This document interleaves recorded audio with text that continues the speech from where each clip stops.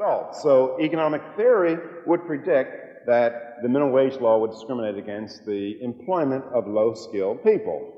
And the evidence for this is to go to the unemployment statistics. In the United States, unemployment currently for people 25 years and over is something like 5.5%.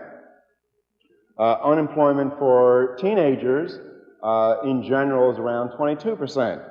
Unemployment for black teenagers is around 45, down from 50-some%.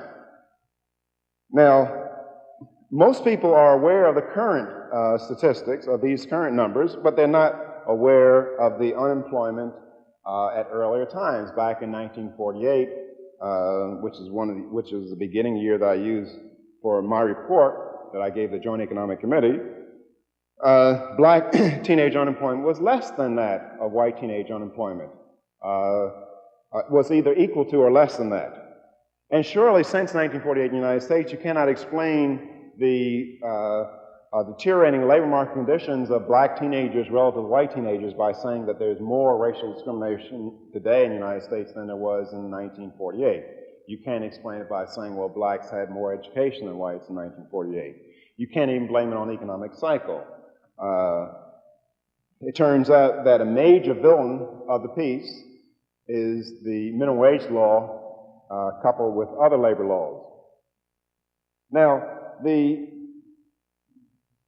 minimum wage law has been used by many around the world to foster racial discrimination in employment.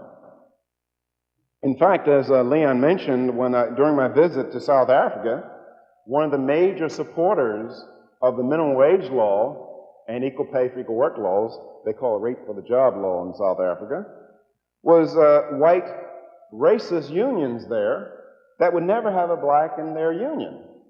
And their stated purpose behind their support for the minimum wage law was something like the following. A fellow named Bierke, I believe, of the construction union, he said that to see whites in residential construction is becoming more and more rare. And he says that the government is no longer protecting the white worker from competition with the black worker. And they said that in order to ensure the economic welfare of white workers, we need minimum wage laws or equal pay for equal work laws. And they made it very clear that they were not doing it for the blacks. They were doing it to protect white workers from black competition. Now, of course, in the United States and other places around the world, the stated motivation behind support for the minimum wage law was more noble. They say that, well, we're doing it in the interest of the poor. We want to help the poor. Well, intentions just don't explain very much of human behavior. That is, the effect of human behavior does not depend on the intentions that underlie human behavior. And it turns out in both places, the United States and South Africa, the effect of these laws that fix price is to cause unemployment for the least skilled worker, whether it's in South Africa or United States, or whether it's in Great Britain or United States. The effect of the law is to cause unemployment for the least skilled worker.